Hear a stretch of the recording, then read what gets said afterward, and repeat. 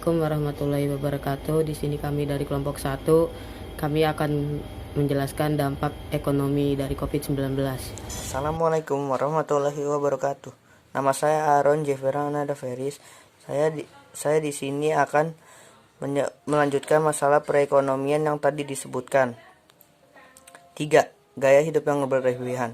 Gaya hidup harus sesuai dengan kemampuan finansial keluarga. 4. Lupa memikirkan kebutuhan di masa depan. Seiring perkembangan zaman, harga kebutuhan pokok di dunia akan semakin meningkat. Assalamualaikum warahmatullahi wabarakatuh. Nama saya Ahmad Taufan Mahdi Salam. Saya dari kelas 10 IPA 1. Di sini saya ingin menyebutkan masalah perekonomian rumah tangga. Yang pertama, pengeluaran lebih besar daripada pemasukan. Saat berkeluarga atau berumah tangga, biaya hidup bisa 10 kali lipat daripada sebelum berkeluarga. Yang kedua, tidak memiliki dana darurat.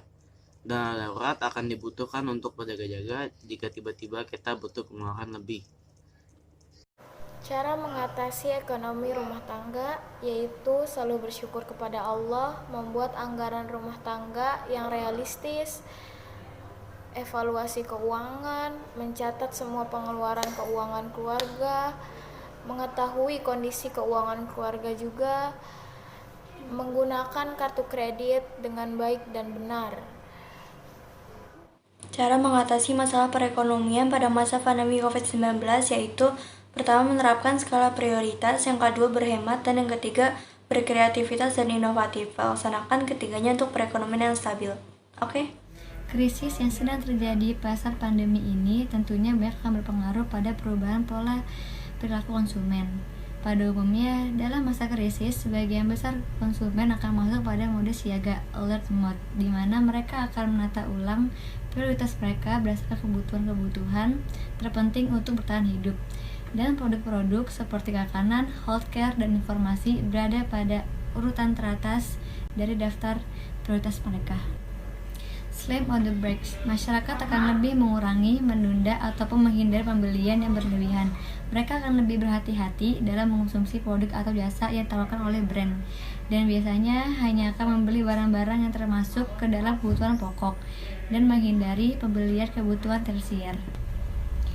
Painted but patin. Mereka yang termasuk ke dalam kategori ini ketika mengkonsumsi barang-barang pokok, mereka akan mulai melakukan penghematan, tetapi juga tetap memilih brand-brand favorit yang sudah mereka gunakan.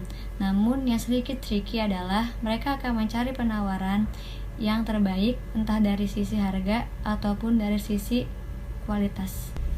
Yang terakhir, Live for Today. Segmen ini biasanya banyak diisi oleh masyarakat usia muda dan tinggal di kota-kota besar atau urban.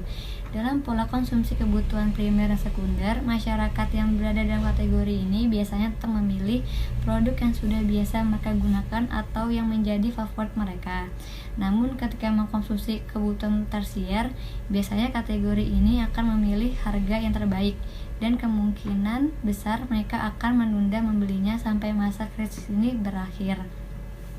Beberapa hal yang saya jelaskan sebelumnya merupakan konsep pemilihan dalam pemenuhan kebutuhan masa pandemi ini. Terima kasih. Wassalamualaikum warahmatullahi wabarakatuh. Konsep pemilihan dalam pemenuhan kebutuhan. Ketika kita mempunyai uang dan kita harus memenuhi semua kebutuhan yang kita perlukan. Tapi, apakah semua yang kita perlukan itu sesuai dengan budget yang kita punya? Belum tentu kan?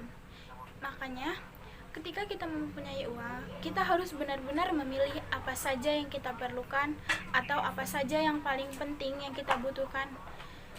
Contohnya, ketika kita hanya punya uang 200.000, tapi kita harus membeli semua yang kita perlukan, seperti beras atau makanan pokok, pakaian, televisi, kulkas, itu kan semua harus diperlukan.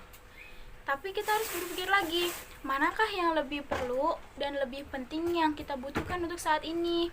Apalagi saat kita pandemi, kita banyak orang yang di PHK dan dikeluarkan. Jadi kita harus benar-benar memilih apa saja yang kita perlukan untuk saat ini. Yaitu dong udah jelas, kita sangat perlu beras untuk menghidupkan kita sehari-hari dan agar kita hidup tidak kelaparan. Kami dari kelompok ekonomi, jika ada kesalahan kata, mohon maaf. Sekian, terima kasih. Assalamualaikum warahmatullahi wabarakatuh.